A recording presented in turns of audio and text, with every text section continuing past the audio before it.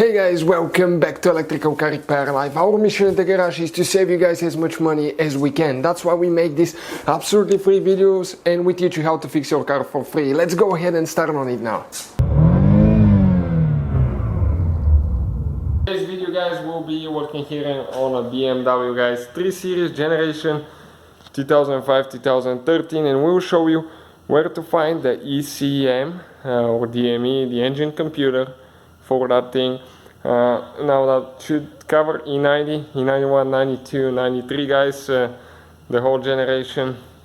We'll have more than 200 videos on this car, so please guys subscribe to the channel for more videos. Quite a few videos will be made. Now let us show you where it's located. You need to go ahead and open your hood, okay, and after that it's located on the passenger side, okay. That's the box for the computer, that's the lid. The lid is a little bit hard to remove, and we'll have the video on the channel if you don't know how to, but you can check it out. It's probably about 2-3 minute video, not too long. And after that you can get to the engine management box. This is where your computer is, fuses and relays for the engine. Now those are the connectors for the computer. We already have those disconnected. This is the computer itself. Okay, let me just pry it up a little bit. Here's 2 clips on the side, so I can pull it up and show it to you a little bit.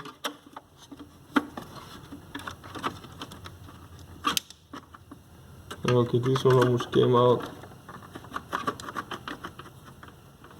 Okay, you can see this is the computer, okay, right here. And it has 2 connectors, okay, these connectors right here. And you pull them out like that to disconnect them, okay.